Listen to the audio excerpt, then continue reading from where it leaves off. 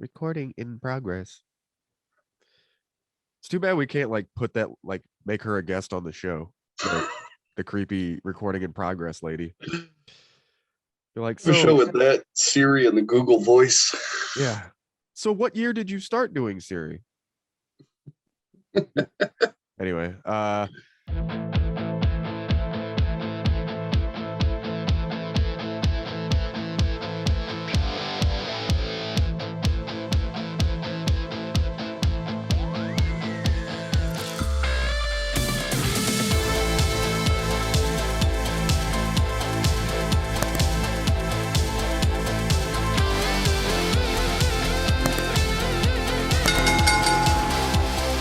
hello everyone, and welcome to another edition of Sideways in Time.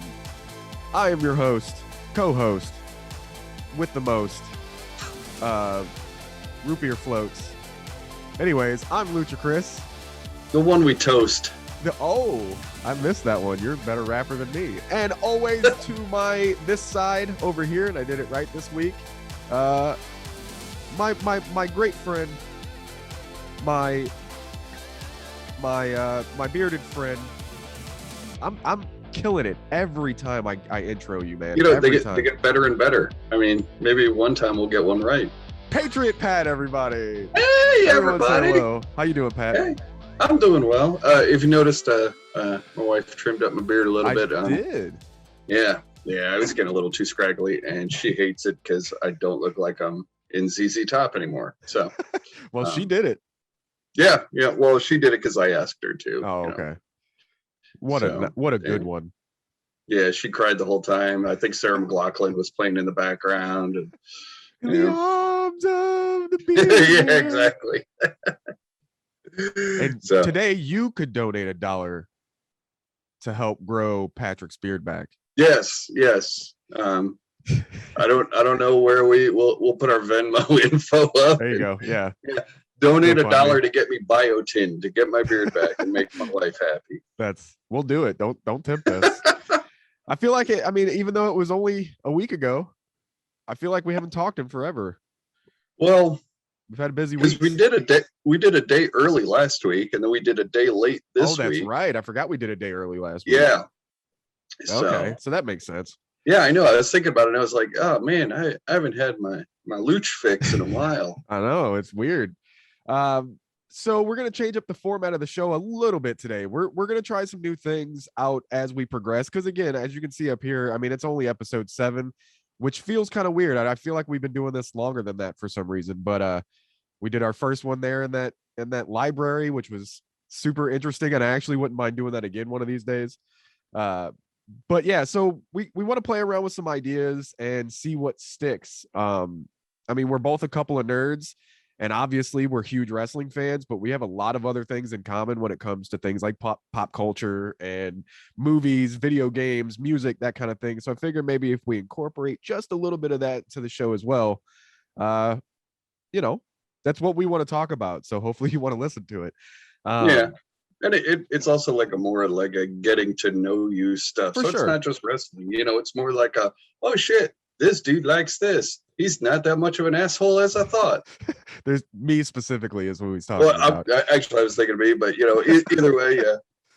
But yeah, I mean, I figure if we are interested in things outside of wrestling within the realm of pop culture and entertainment, there's got to be other people that want to hear us talk, that talk about the same stuff like we do. So to start the show off today, we're just going to kind of go into, we did it a little bit last week in the middle of the show, but we're going to talk about just some random pop culture stuff and kind of talk about what we're into right now, what we're not into. I thought it was kind of ridiculous. I was trying to find things to discuss, and I found domestic box office numbers for October, and because I figured No Time to Die would probably be the top dog right now. Unpopular situation here. I have never seen not one 007 movie ever. My wife is the same way. We watch a commercial. She's like, fun Casey fact, I've never seen a James Bond movie. I'm like, what? It's not that I've never wanted to watch them. it's like the Fast and Furious movies. For whatever reason, I've never watched any of them. Not that they're bad or anything. I just, there's a lot of movies out there. Yeah. But No Time to Die is number 2. And I guess the total gross was $103 million and some change, obviously. What do you think is number 1? This one's weird to me, and I don't know why. Number 1, I want to say October 1st. It came out October 1st? Yeah, so the first of the month. Venom? Yeah, There Will Be Carnage. And I haven't watched it yet, and I will. But I didn't expect you win. I didn't expect that to still be at number 1 at $170 million so far in total gross.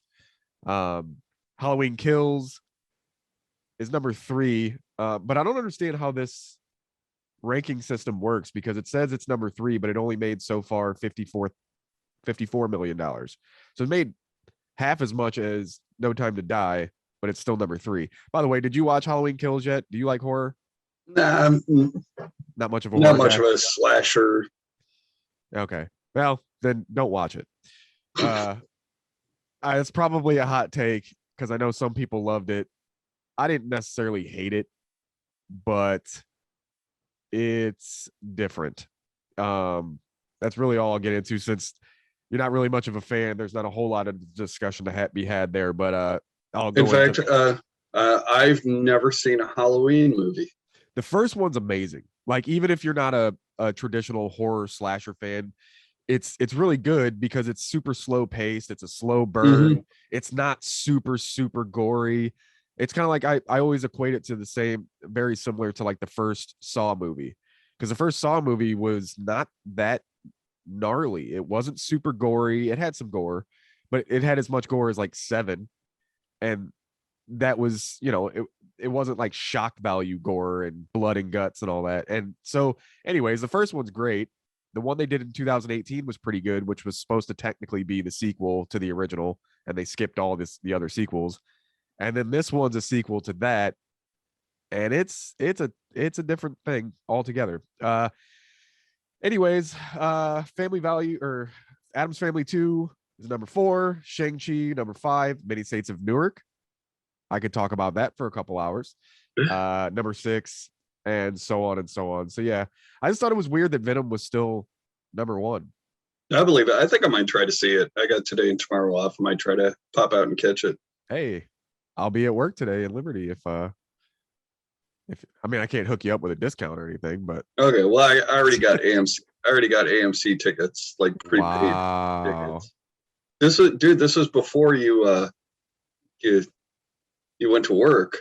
I didn't know. I didn't know, man. That's all right. Next time I won't invite you. And then in this month also there's released quite a few pretty badass video games. I know a lot of people are excited about quite a few of them. I'm excited for quite a few of them. It's actually a big Nintendo release month. But Far Cry 6, I believe, dropped finally. It did.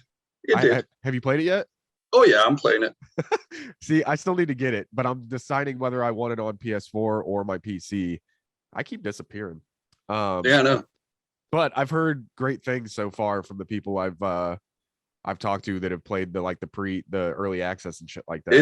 It's a lot of fun. And the nice thing is I do game share with my son. Yeah. And having an 18-year-old son with the disposable income means I don't have to buy many video games because he fucking buys them all. So yeah, that's awesome. Yeah, it usually works out. He'll buy the game, I'll buy the DLC. So okay, right on. That's an awesome setup. But, pretty Far Cry so far? Has it changed or developed much else outside of that? The one difference is when you're in like your home camp, you go into third person. I heard about that. Yeah, that's kind of jarring, but other than that, it's a lot of fun. You get the silly companions. They're going a little more over the top with the weaponry, so it's Far Cry now. Like, that's just what they do now. It's like almost like, it's going to like Just Cause territory, which, don't get me wrong, I fucking love Just Cause. I think they were a blast. But yeah, so it's getting into that first person Just Cause thing. And then Oh, who the hell's the actor? The guy from Breaking Bad. The Breaking Bad dude. Yeah, he's phenomenal in it, and they did a really good job rendering him. The villains in all of the Far Cry games have been the highlight of every Far Cry game. Like the main, from 3 on. Yeah. 100%. Like the what was the family's name from 5? Seed. Yeah, that I thought that storyline was fucking fantastic. That whole thing was just so icky. Like it was so good. And then you go back into was it New Horizons, the sequel to after the nukes drop. Oh, spoiler alert if you haven't played Far Cry 5, a 4-year-old game. But anyway, the nukes go off in the end in Montana.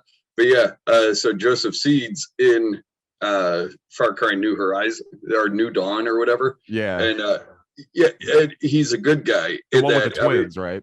Yeah. Yeah, I'm playing that one. Yeah, you're working with it. He's like, an anti-hero, kind of like Seth Rollins as the Messiah. That was Yeah, I'm really stoked. I can't wait it's going to be a little while before I get it, just because with how bad my internet is here, trying to download it's going to take like 4 days. So, but I am going to get it because I didn't think I was until 5, and I liked 4 and 3, but I'm officially a diehard Far Cry fan, and I think I'll follow them into oblivion at this point. See, I bought Far Cry 2 at GameStop. They had the deluxe version for like $12. Nice. Then this is 360, so this is 15 years ago or whatever. And I was like, I had $12, if it or $10 or whatever it was. I'm like, if it sucks, I'm out $10, and I fucking love that. Yeah. And then but Far Cry 3, that's still the standard bearer for me. It's so good. Yeah, it was so fucking good. Yeah. So some other ones, like I said, Nintendo's releasing quite a few games here recently. The new Mario Party's dropping. I don't know if I don't think it's out yet. I pre-ordered it, but I think it comes out next week, maybe next week. Anyways, I don't know if you're a Mario Party fan, but I played the shit out of Mario Party. I love Mario Party. I don't have a Nintendo anymore. Gotcha. But yeah, when I had the 64, those were a blast. I still have mine. I love my 64. It's still like literally one of the ones I had from way back. And it's got like the expansion. Yeah. Thing. So you can play Donkey Kong Country. Yep. Yeah. Guardians of the Galaxy game. I haven't heard a whole lot about it. I'm not as interested right now. Maybe I will be down the road, but is this no, this isn't the Telltale game. This is like an actual. No, this is the actual like action shoot 'em up. Yeah. Okay. Let's see. Metroid Dread is another one that's supposed to be pretty fucking amazing because it's like it's going back to the original style of Metroid, but with all the new graphics and gameplay. Ooh, cool. There's a lot of hype around that game, and hopefully it's not bad because I know they've had a couple duds. Super Monkey Ball Banana Mania. It's I don't know, again, a great original game, and this is basically a complete remake of all of the other games in one. So that's pretty cool. And then I got a couple buddies been playing Back 4 Blood since it's been released. There's a lot of hit or miss apparently in that one. The hype surrounding it must have kind of did it no favors. Yeah, calling it the Left 4 Dead success. They did that with Evolve. Right. They from the people that brought you Left 4 Dead, blah blah blah, and it kind of fell flat. I downloaded because I have Xbox Game Pass, so I got it free. So I downloaded it, but I got nobody to play with. So Celtic Swede on the Xbox, it's one word. Would you guys play with this guy? Will you come play with me? Play with him. Yeah, we don't have to tell my wife. Or do. It'll be our secret. I've also been playing a lot of Fallout 76. Once they revamp that, is that crossplay? I don't know. They might be. I don't know. I've got it on PC. I think PC and Xbox are crossplay. I don't know about PS4 though. I'll try it out one of these days. But it's a lot of fun. They have the Halloween updates. So you can go trick or treating at your at all the camps on the map and stuff. So nice. I haven't played in several months, but once I finally started to get into it, I tried it a couple times and I didn't really like it very much. But then once I really just like stuck it out and got through that first, however many hours of gameplay to really get in and figure out how to play, I actually ended up liking it quite a bit. Mm-hmm. So yeah, anything else you want to talk about? Anything else you're into right now? No. I Fear the Walking Dead, the new season's out. I got a bunch of episodes DVR'd, but people are saying it's shit. So yeah, I've heard nothing but bad things. I haven't watched since the first season of the actual show. So yeah, so I'll slug it out. I'm a fucking Walking Dead mark. I haven't watched the new one because it was like kind of for tweens or whatever. Right. Yeah, Walking Dead and Fear the Walking Dead. Yeah, I fucking mark out for them. I'll have to one of these days I'll dive back in, but like I said, I only watched the first season. I read all the books and I have the first series hardback.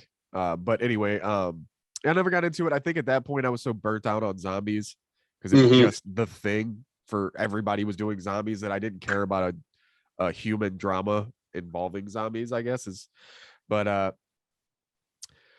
yeah, so we're gonna do this from time to time throughout the weeks on the show because honestly, it's a little bit more organic sometimes to talk about everything else going on than just wrestling. Because as much as if you know us and we know each other, we absolutely love wrestling, and that's probably it's the top tier. It's everything that we love all in one package. You know what I mean? It's music, video games, sports, entertainment, comedy, drama. Like it's got everything. So clearly, wrestling's our thing. And speaking of, we're going to dive into our weekly Band from Ringside guest, Band from Ringside podcast at BFR Pod on Twitter. Jason Cornelius Bell, JCB, the great, the legend. He's got a rant again this week. And I think I agree with quite a bit of what he's about to say. So without further ado, here's JCB with his weekly rant. He's heating up.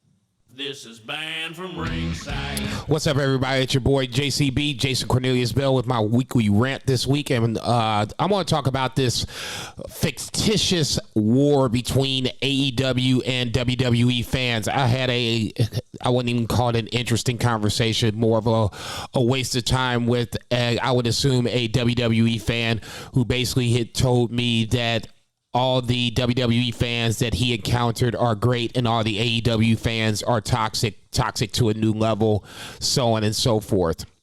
First and foremost, this isn't a war. Nobody's paying you jokers to give your opinion on social media or whatever the case may be. If you're one of these guys that are like really into this quote unquote war where this is what your daily basis of social media interaction is, then you need a fucking job or a girlfriend or something along those lines. Touch some grass, go see a fucking football game, something along those lines, because wrestling isn't that fucking important. It's two guys or two women in the ring. I'll go with guys in this case, in their underwear, fake fucking fighting. I don't give a shit about who has the better demo. I don't give a shit about Nielsen ratings that are so antiquated that most motherfuckers don't even give a shit about it anymore.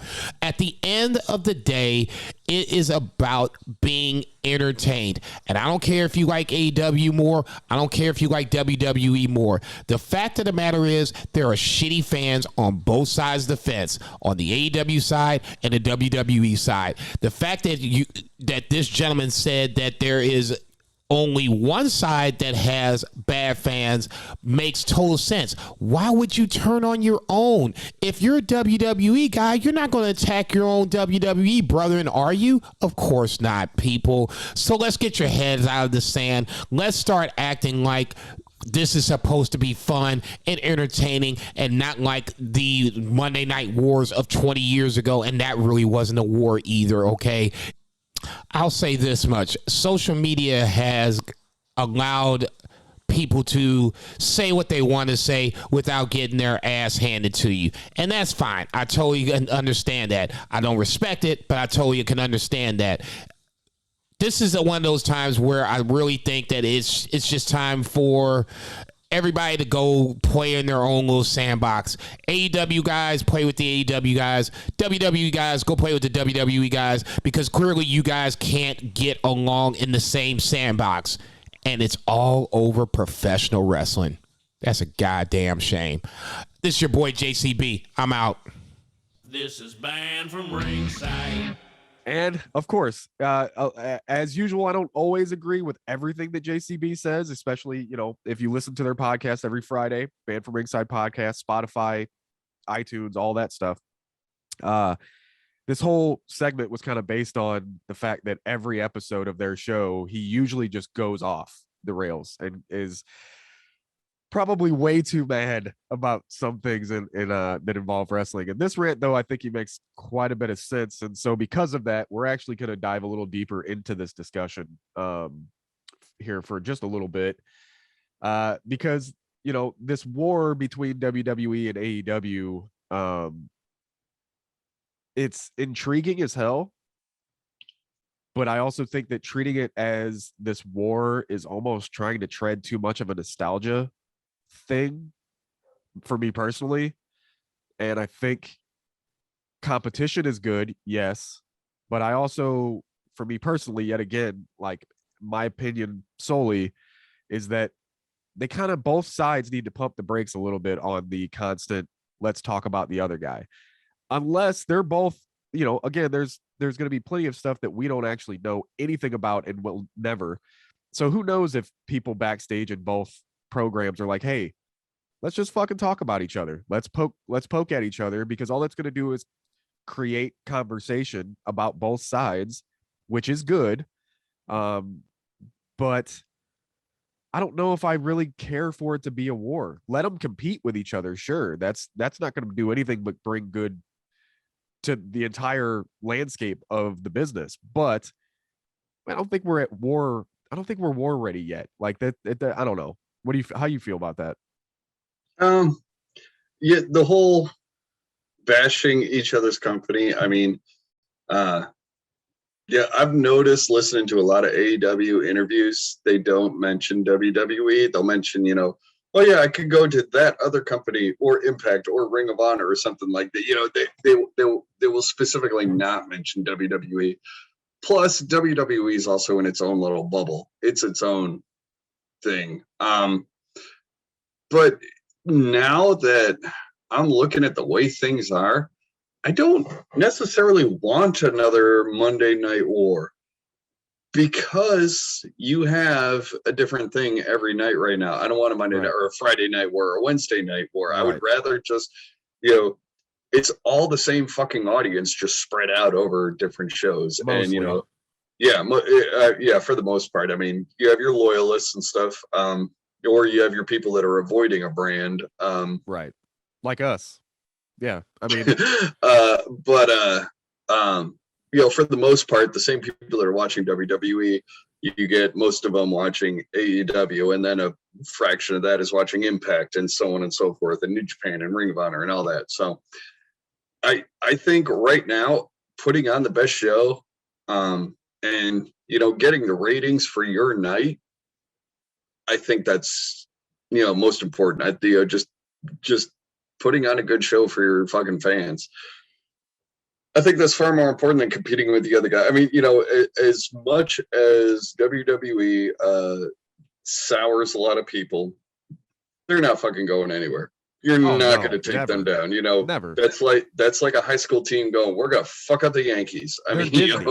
They're the Disney of wrestling. Like, even whether we like it or not, they're not going anywhere. And I hope they don't. That's the thing. Like, where does this war, if it's going to be a quote unquote war again, what was the outcome of the last one? One company. We lost a company. We lost two companies. Yeah, we lost two companies. And I don't want that, because in both of these companies, and including also, if you want to sub down into all the other companies that are going, like Impact and everything else, Ring of Honor, MLW, all that stuff. I don't want to, they're all so loaded with awesome talent that I don't want to see any of them go out of business. If the only competition I want to see is, because, and I'm sure I might speak for you in this as well, like, we grew up WWF guys, you know, and WCW, but I include them with the WWE, WWF discussion at this point. Like, I want to see them prosper because that's what got me into wrestling. Yeah. You know what I mean? And whether or not you watched anything even before WWF was huge, you still, WWF more than likely kept you there, you know? And so I want to see them do good. They have so much, like I said, they have so much talent. Like, there's no reason to have a quote unquote war that could potentially put one of them out. I obviously don't want to see AEW go anywhere. That's my favorite wrestling there is right now, you know?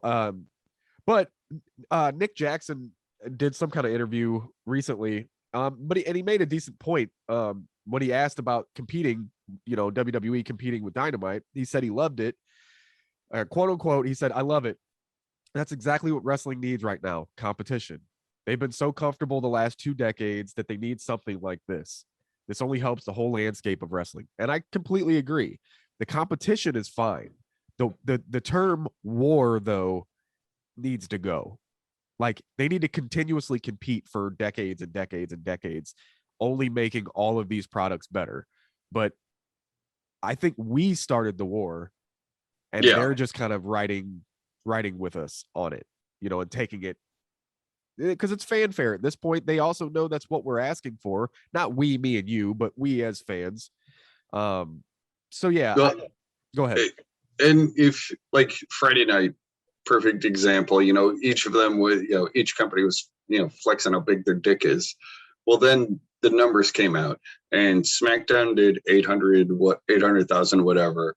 Rampage did 600,000 whatever. So SmackDown won, but in the 18 to 49 demo, AEW had more viewers than SmackDown. So then people are saying AEW won. So I mean, you know, there's no winner, you know, because it's like, well, total viewers, but, you know, but we got the demo, which is the most important thing. That's what the advertisers look at. It's so, you know, I hear both people saying we won, and you didn't, you know.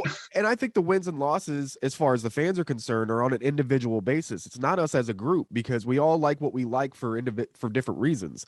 So if I watched SmackDown this week and I liked it more than I liked Rampage, you won. That's all. Yeah, I enjoyed wrestling this week. So I was telling my brother at work the other night, might have even been yesterday. It's easier finally. It's made fans like me realize, when all we had was WWE, and there was Impact and stuff, but let's be real, you know, they weren't even on the spectrum at that point before AEW blew up, you know, like they did. But all we could do is bitch about WWE because that's all we had. We had no other comparison. There was nothing. If we didn't like it, that's all the wrestling we technically had to watch. There was a lot of the indie stuff too, which helped me in the long run stay with wrestling, ultimately, before AEW and everything else popcorned. But now that there's multiple shows to watch from multiple companies, first of all, I don't have to watch WWE if I don't like it, which makes it easier for me not to bitch about it constantly. You know, I don't have to like it. And if I decide to watch it and I like it, I liked it. Like, it's as simple as that. And I think, you know, and I get caught up in it too. I'm sure you do too, but like, it's just being taken way too seriously. Let's just enjoy it or don't watch it. It's that simple. Yeah. Well, I mean, my big thing about bashing on WWE is because, like, I still feel like a jaded girlfriend or ex-girlfriend. Right. Yeah, you know, 100%. I'll feel that way for a while. But also, like, up until a couple of years ago, your alternative to WWE was WWE. Yeah, you had NXT, yep. And then you also had NXT UK, which were, you know, there were 3 vastly different products: the main roster, NXT, and NXT UK. Well, so I mean, it was just technically 205 Live as well. You know, I know a lot of people that religiously watch 205. I never watched it, but I watched it from time to time. But you know, and I mean, now I'm so pissed that just the way I haven't even watched it in a while, any WWE, and I won't. Yeah, I will eventually, you know, but because there are some intriguing storylines, and we're gonna get into this in just a minute. But they're doing some strange things that I would assume is, you know, a direct directly towards trying to compete a little bit, or see if they can grab some of the AEW viewers. But I'll watch eventually. But I'll be right back. Entertain our listeners and our viewers for just a second. Now you're putting me on the fucking spot. I can't just dance on command, motherfucker. That was spontaneous. It was where the dude got to take a shit halfway through the show, leaving me here. Oh god damn! Fucking, it takes him a long time to pee because he's got that micro penis. It comes out. It's like an aerosol can. Just.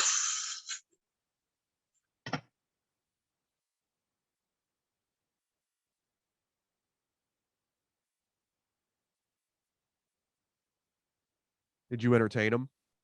Oh, I hope so.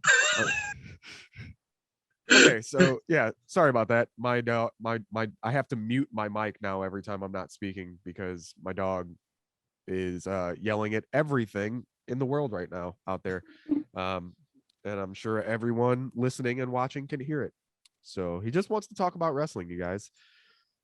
So going with speaking of not shitting on WWE, damn it, I'm gonna have to do it for a second.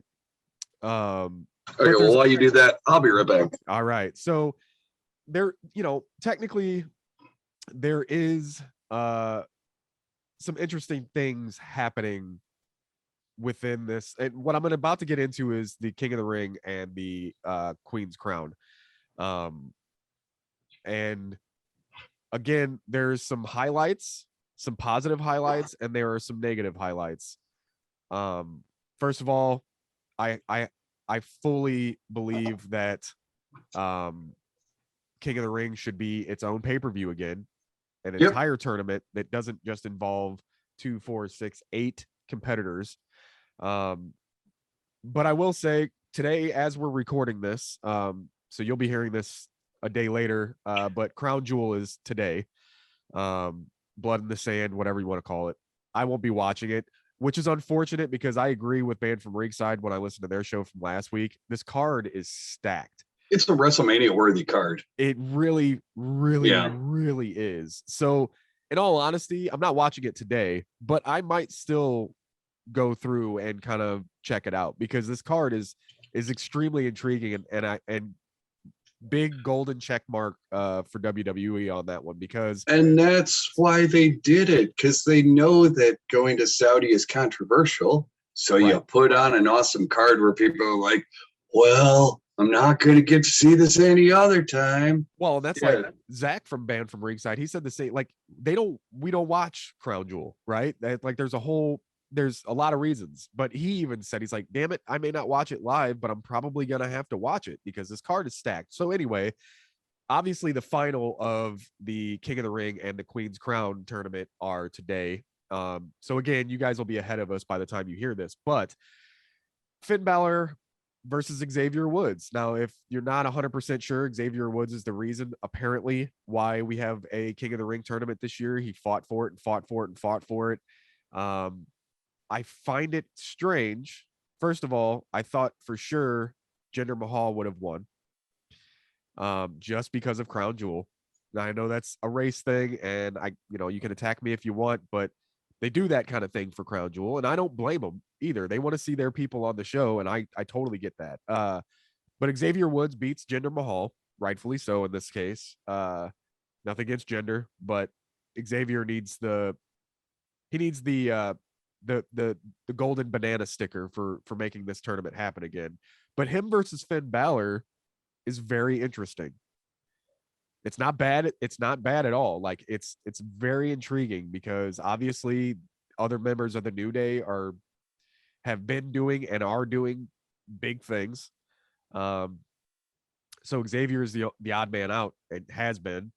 And Finn Balor being a multiple time champion, between NXT and the Universal Champion and some mid-card titles, like he's considered one of the top guys. Who do you have on this one? I see Xavier winning. I mean, Finn doesn't need it, and but then why put Finn in it? To make Xavier look good. You know, and also Sami Zayn was the other semifinalist. We all know he's now going there. That was a big, that's okay.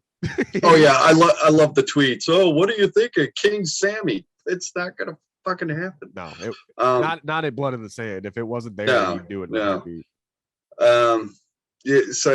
But then I could also see WWE doing the swerve and giving it to Finn just to fucking throw a wrench into things. What's the outcome there?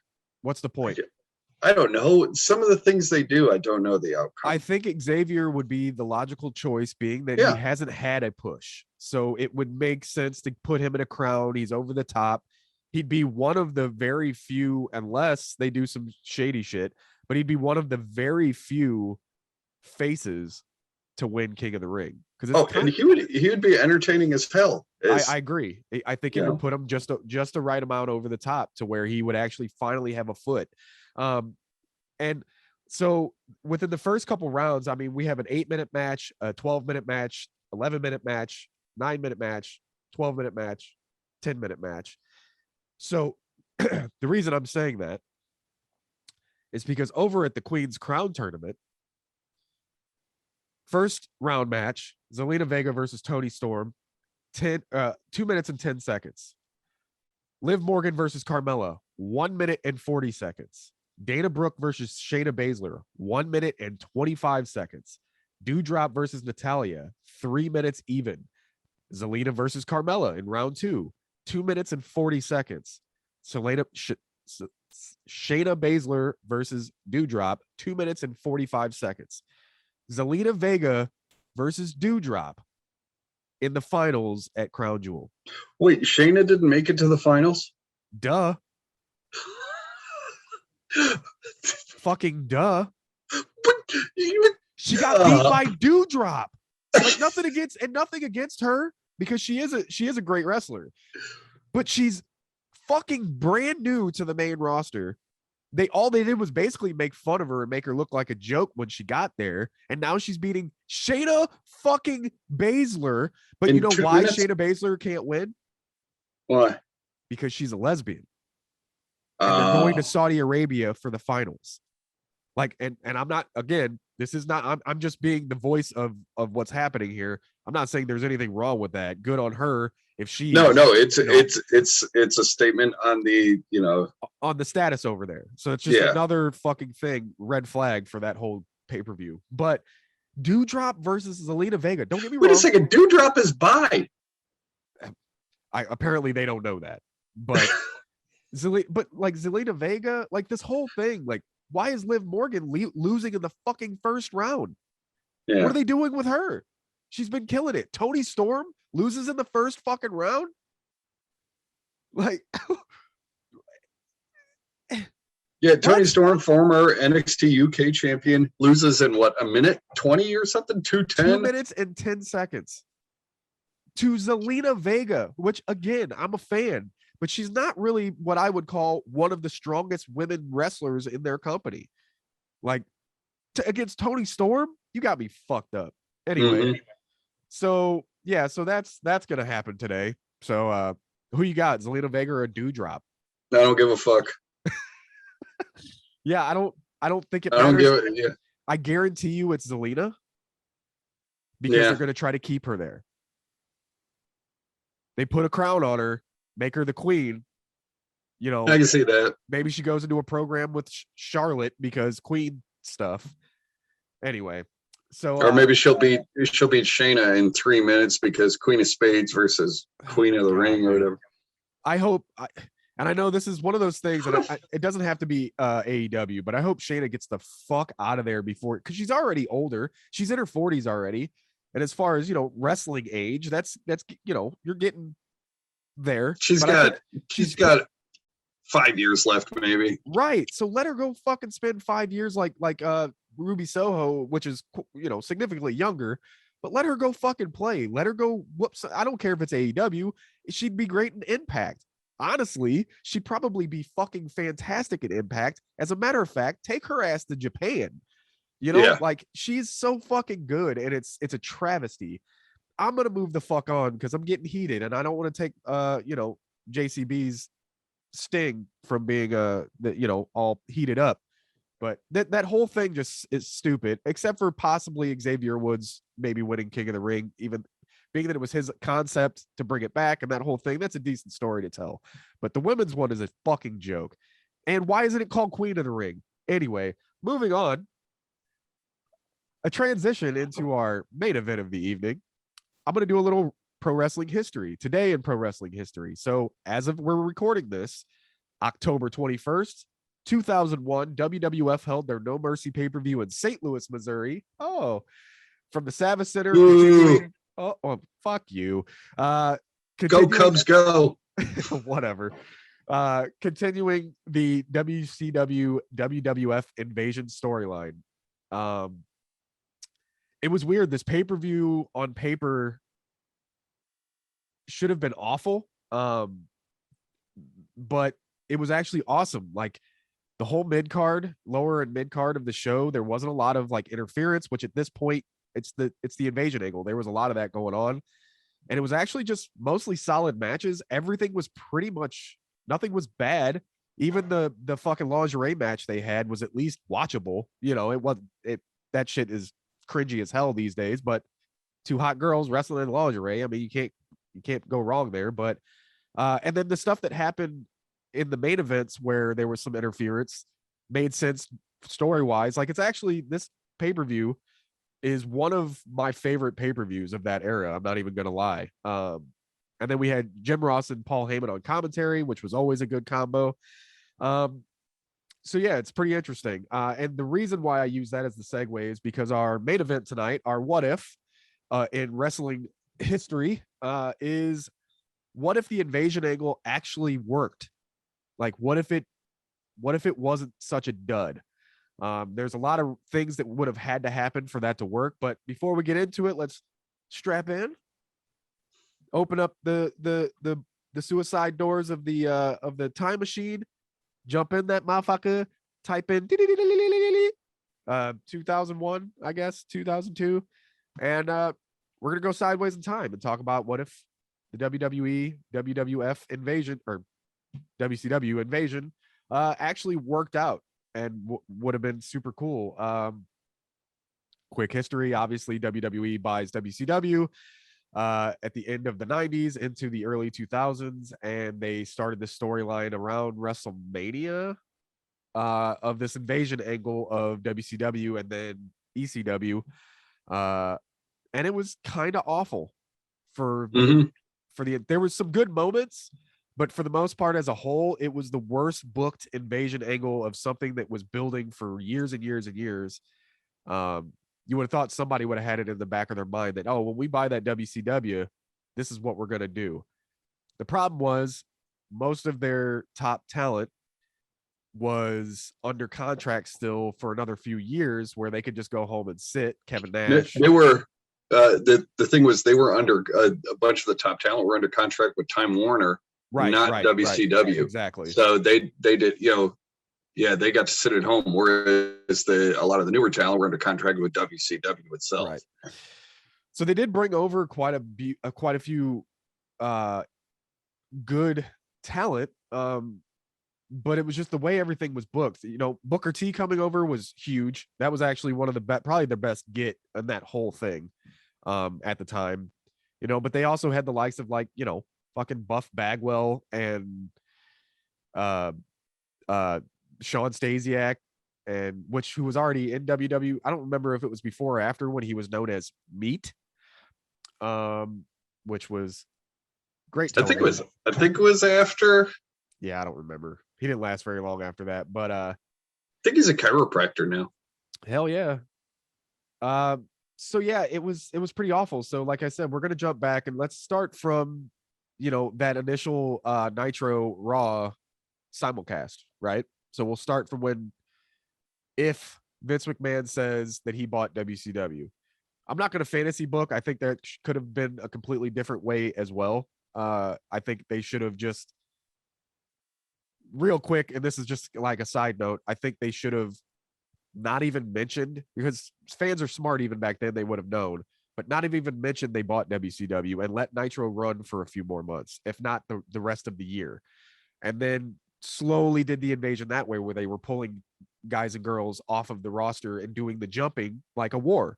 That way it would almost seem like the war is still happening, and then maybe WCW got the advantage again over WWF by coming in and invading WWE. How would you have started the invasion, and who would you have brought in to or even if it was the same roster? I mean, what would you have done a little differently in the beginning there?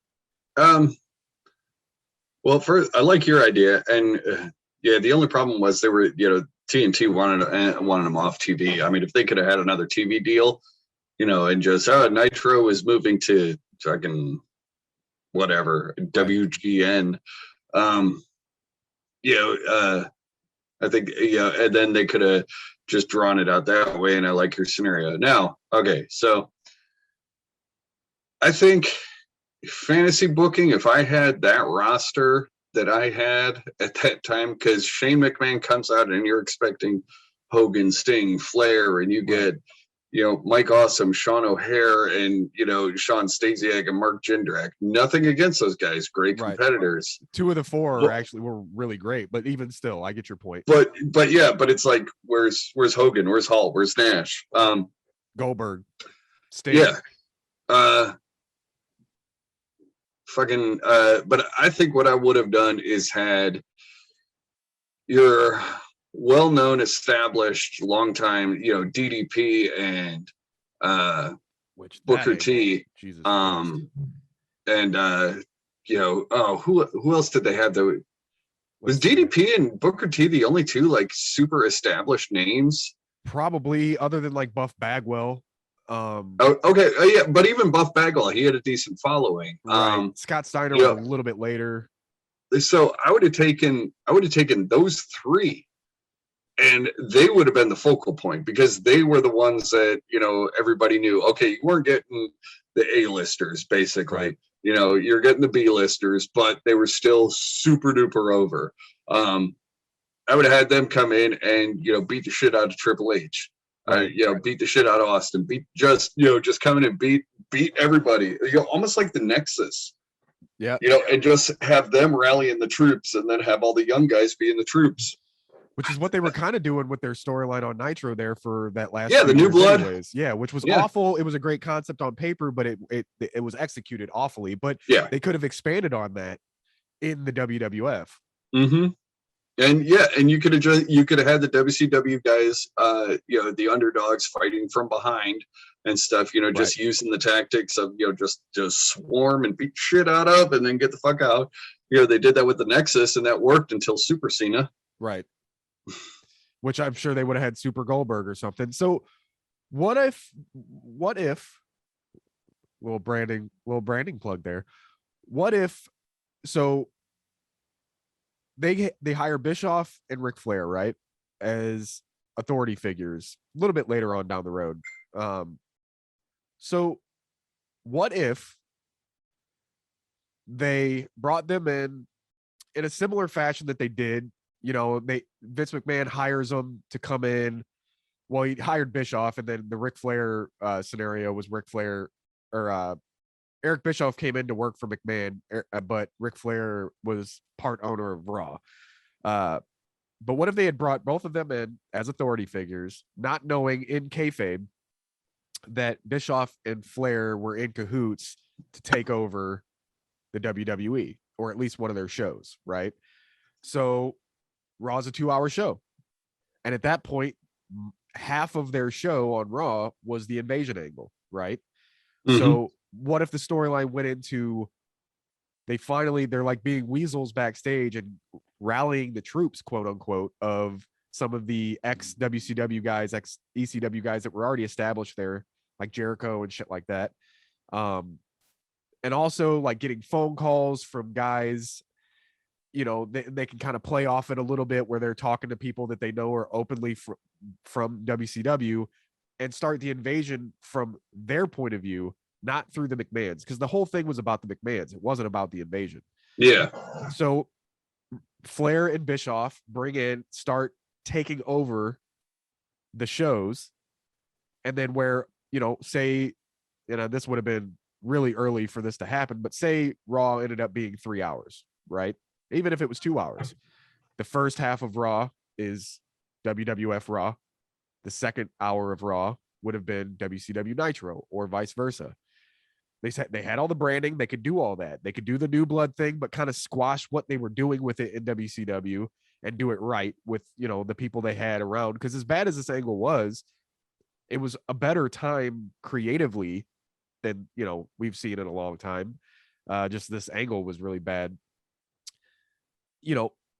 I think bringing DDP in against The Undertaker was fine, but the whole fucking creep angle was awful. That was. Plus, if we would have had it our way, or they would have had it their way, the Undertaker feud would have 100% and should have 100% been who? If they could have gotten him. Oh, Sting. 100%. Yeah. Like, you can't.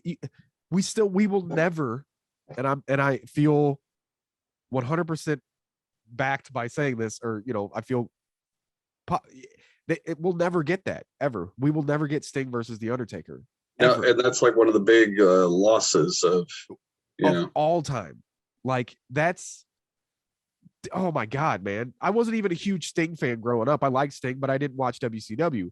But even I knew I needed to see Sting versus The Undertaker. So you have that right off the bat.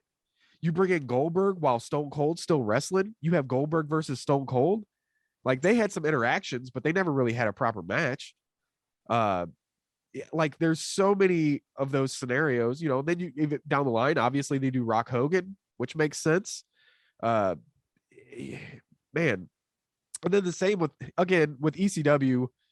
I was a huge fan, but what can you do with Mikey Whipwreck and New Jack and, Shane Douglas and Balls Mahoney?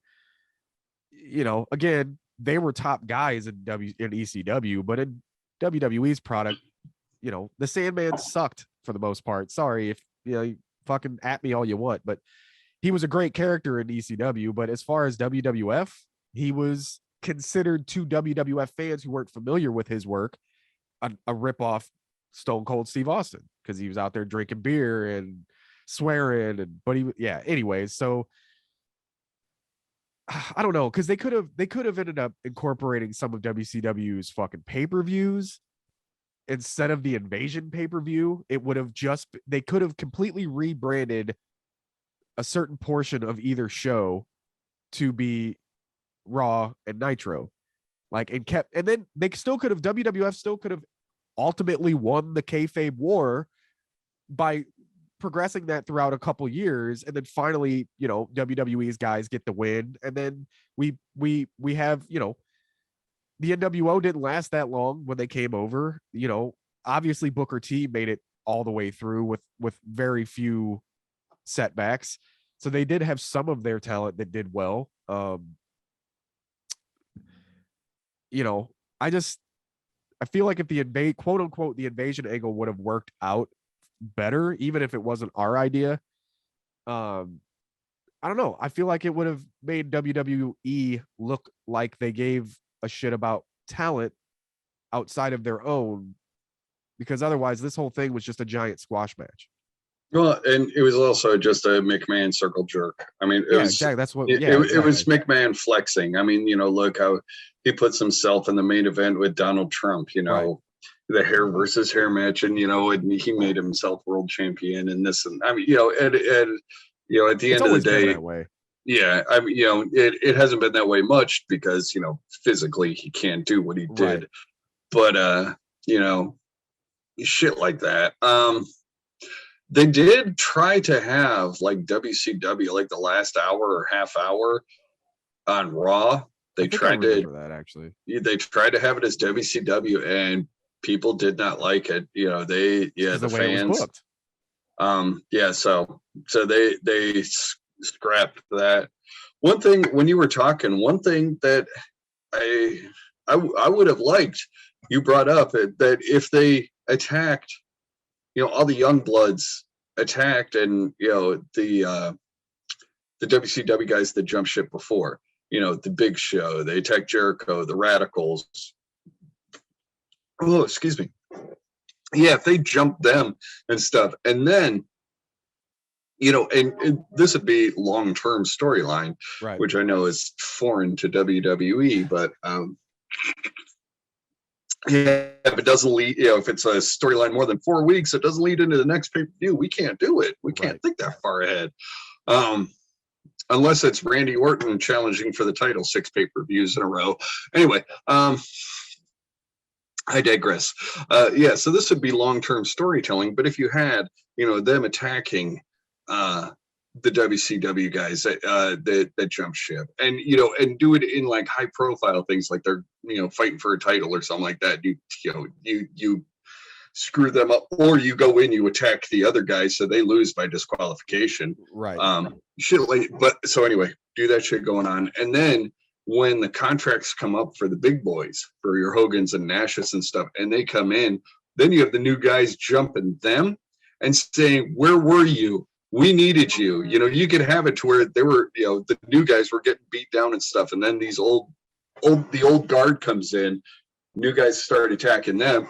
Now you got, you could have Sean Stasiak versus Scott Hall, right? Shit like that to establish. The Young Bloods would become more of the anti-heroes between both brands.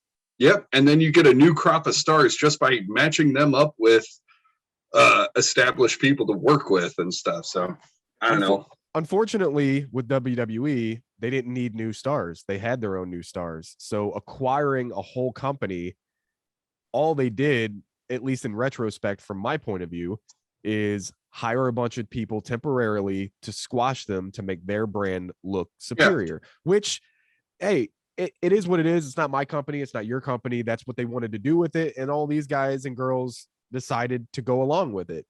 I mean, honestly, oddly enough, the women of this invasion turned out to have more success than any of the men almost. Stacy Keibler and fitness model, Tori Wilson. Yeah. Several of the WCW women that came over actually ended up doing pretty good for themselves in WWE. But I think, like I said, at the end of the day, ultimately and unfortunately, this whole angle was booked very lackadaisically, which you and I just came up with several very simple long-term stories to tell to make that whole thing more interesting. Yeah, at the end of the day, you could still end up squashing all that talent if you want, but tell a story in the meantime. That's what keeps us interested in it. Otherwise, it's like, for a WWE fan, we saw a bunch of people we've never seen before get the shit kicked out of them. That doesn't give us anything. It's just a bunch of giant jobbers. So ultimately, I think, there could have been a more interesting and intriguing, entertaining way to go about the invasion, quote unquote. But I don't think it would have really helped anything in the long. Like, what we like to have tried to do in the early episodes is really try to cap it off at the end of the segment with where the business would be now if this would have happened this way, which is kind of the whole thing of Sideways in Time. It's the Back to the Future thing. How would the space-time continuum have changed if this had happened? And with the invasion thing, there may be, because if they had booked it a little differently in their favor, at least a little bit, they would have had like Chuck Palumbo, who was should have been destined to be great things. Wasted talent, yeah. Maybe they would have noticed because of the way they told the story, like, actually, you know what? This guy's got potential. I don't care that he's a WCW guy. Let's give him a chance. Let's push him a little bit. Imagine seeing that dude. Like, so what I'm trying to say is, at the end of the day, there might have been the possibility of guys like Chuck Palumbo being a world champion, in there with John Cena and stuff in that era, because that's where he would have ended up. It would have taken him a few years to get there still, because he was still green in WCW. But guys like that would have gotten, because the old guys like DDP, none of them lasted long anyway. They were there because they were the only big names they could get at the time. Booker T, again, being one of, if not the best one they pulled over the whole time. So ultimately, history definitely could have drastically changed for that company had they actually made some stars out of the ones they brought over from WCW. Not so much Hogan and company, but the young blood, no pun intended. But yeah, I think ultimately the invasion angle kind of sucked in retrospect. Yeah.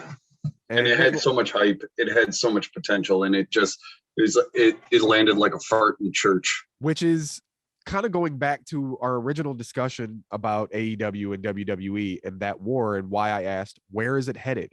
If we're gonna have a fucking war, remember how the war ended the first time. It ended in that invasion angle that lasted about a year, maybe 2 years, and then we never basically heard about it ever again. Like, so ultimately, stop asking for a war and just watch the wrestling, damn it. Anyways, so yeah, that'll do it for our What If segment this year or this week. I want to get back into tweeting out some suggestions, have you guys vote on them, because we miss you guys. We haven't really been interacting with you guys as much these last couple shows, and that's one of our goals, honestly, of starting this podcast, is to interact with you guys, make some friends. You know, we ain't some hoity-toity. Maybe somebody to play Xbox with, like Back for Blood, Celtic Swede on Xbox. Do it. Or Lucha Chris on PS4. I play fuck PS4. Well. No, that's PC. The one war. That's PC. The war I will die for. The Xbox PS4 war. We'll talk about that. Let's talk about that next week then. I'll write it down right now. Xbox versus PS4. All right.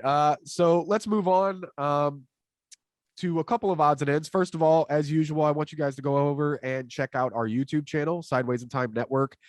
Again, hasn't happened yet. I know we've said it every week for the last few weeks, but slowly but surely, we're going to get some ideas together to throw some new content on there for you guys. So far, it's just the video version of these podcasts. So if you want to see our beautiful faces while we discuss wrestling, come on in, leave some comments, like, share, subscribe. Come on. We all know what's going on with how YouTube works. If you like what you see, hit the like button. If you really like what you see, hit that subscribe button and the little bell notification so that you get all of notifications every time we put out a new video, which at least as of right now is once a week. And I do want to say something. Like, I was listening, and Bruce Pritchard is over 100,000 subscribers on YouTube, and Eric Bischoff is like 670,000 subscribers on YouTube. Now, our goal, we have a small goal. We want to get to 10,000 subscribers, and we are only 94 subscribers away from 100. So, hey, if we get 100, things will happen for us, and by doing so, things will happen for you, because the higher our subscribers get, the more incentives we're going to give you for subscribing, because you can't just subscribe and we subscribe to the channel and we watch you. No, you guys should get something out of the deal too. So the higher this bumps up, the more content we're going to drop for you, the more entertainment we'll have for you, and the more things we'll actually physically have for you, the listener and the viewer. So I just wanted to mention that yet again. And as always, right over here, Sideways in Time on Twitter, at Podcast Kinda, of course, at Lucha Chris TV, at Patriot Pat _1776. I wanted to jump into a couple of odds and ends. We got to get going here in about a couple minutes. So just real quick, the PWI Women's 150 was released, and it's pretty fucking epic. Number one, first of all, I didn't expect it, but I ain't mad. And it's if only WWE would continuously see the potential in this number one pick this year. Bianca Belair is number one, and PWI's top 150. I'm behind that. And then girl from Stardom, I'm not familiar. Utami, I think is her name. She's number 2. I know JCB will be able to correct me because he watches Stardom. Donna Perazio or Perazio? Deanna Perazzo. Perazzo. I'm terrible. Anyways, she came in at number 3 from Impact Wrestling. Britt Baker. I take that. Yeah, Britt Baker, number 4, AEW. Okay. Thunder Rosa, number 5, AEW. Sasha Banks, number 6. All right, sure. Another Stardom at number 7 with Siri. Number 8, Io Shirai, NXT. I haven't really heard that name lately because NXT is NXT now. And so I'm actually impressed to hear that name on this list, and so high. Stardom again apparently is killing it. Tam Nakano. Jason, help me out. Came in at number 9, and then number 10. Braun Strowman's cute little girlfriend, Bray Raquel Wyatt? Gonzalez. Raquel Gonzalez at number 10. Pretty cool top 10, but what I feel is even more impressive for me personally is there's a handful. I'm going to miss a couple, and I apologize for missing it, but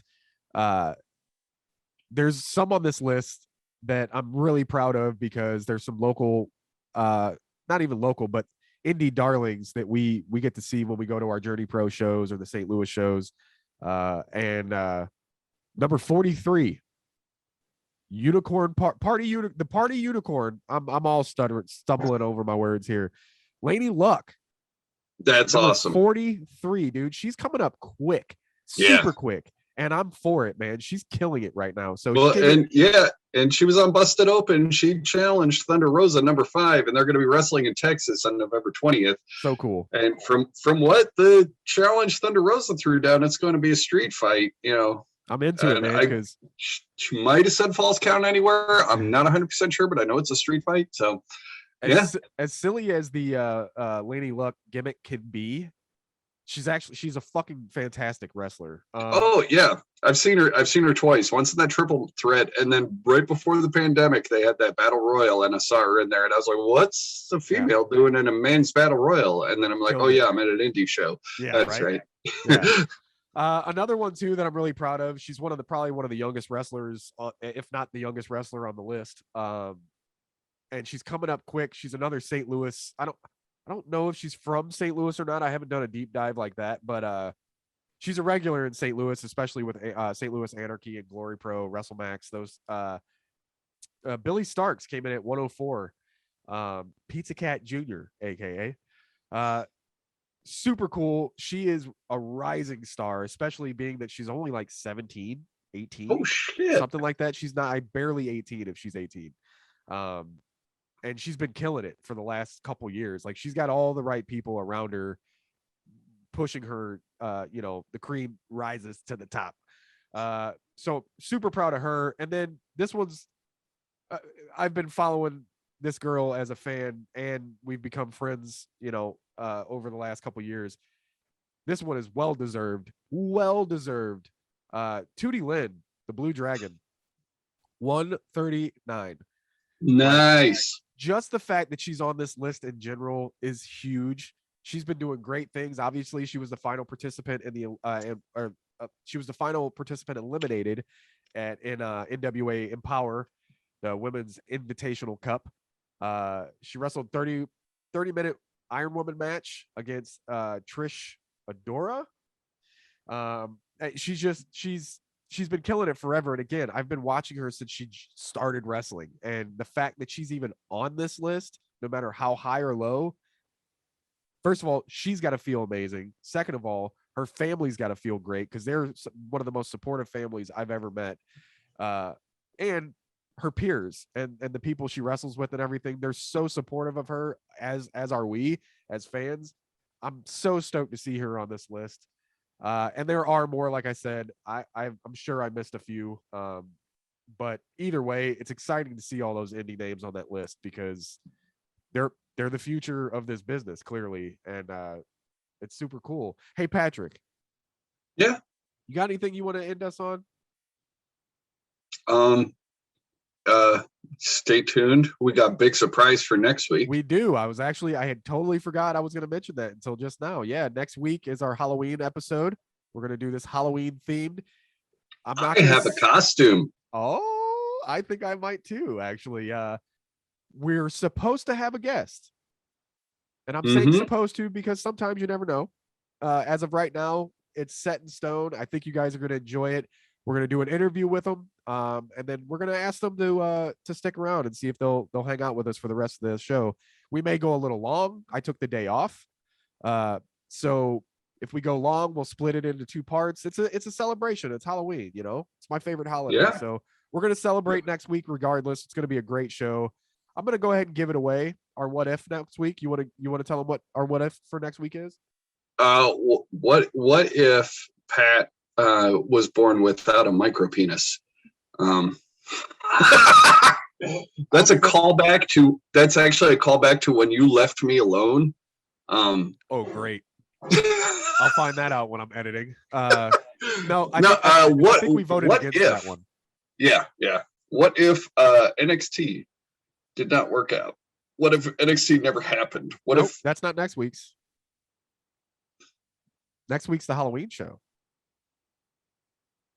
What if the Undertaker gimmick didn't work? Okay. So next week's what if is what if Pat remembered the correct what if? That's okay. I mean, you're getting old, you know? It happens. Hey, fuck you. Fuck you very much. I'm not that much younger. Sucker. Also next week, because next week is the last show before we go to AEW Dynamite at the Cable Dahmer Arena in Impedance. You're talking like me right now. Yeah. So next week, not only will I have a costume, but I'm going hat shopping because you see how much taller I am with this. Yeah. I'm 6'2". I don't want to wear this and block the person behind me. So I will be getting. So I'm going to wear that next week as well, so you can pick me out in the crowd. Because by the way, speaking of him being 6'2", I'm 5'5". If you've ever seen us in public together, we look like a really bad drug deal gone bad. Yeah. We couldn't be more opposites as far as our appearance. So yeah, next week's going to be super exciting. I'm excited regardless of whether we get the guest or not. I really hope we do, because I think we will. This person's going to be a blast. I've got to see them perform a few times now, and extremely entertaining, and it'll fit right in with the Halloween episode. So anyways, that being said, again, follow us on Twitter. Follow us on or subscribe on YouTube. You can join us on the Sideways and Times Nerd group on Facebook if you'd like. Hey, I'm Lucha Chris at Lucha Chris TV on Twitter. Patriot Pat at Patriot Pat _1776. Patrick, how about you? How about you guide us on out of here today? Okay. Well, as usual, Chris, it was a joy chatting with you. Okay. Well, we got to end. I know. We got to end, and that makes me sad. I agree. You know, because now I got to go grocery shopping. Always going grocery shopping. So, well, yeah, it's what I do after the show. Oh, I can't do it. You coming with me?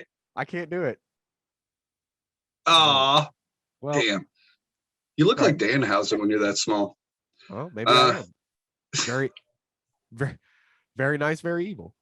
Very, very masked, very evil. Oh. So yeah. All that shit that Chris said. Chris, it was enjoy chatting with you again. Always. All our viewers and listeners. No, they're yours. Enjoy, take care. I want everybody to keep Hacksaw Jim Duggan in your thoughts and prayers. He had emergency surgery. Everything came out okay. I saw the thumbs up picture, so everything's pretty good. Yeah. And Hacksaw should be on the Mount Rushmore of national treasures. It should be him, Mr. Rogers, Steve Irwin, and LeVar Burton. All right, everybody. Hacksaw is a beautiful soul. And on that note, mark the fuck out. Mark the fuck out, everybody. Hey, tune in next week, and thanks for tuning in this week and all the previous weeks and all the future weeks. See you next week, everybody.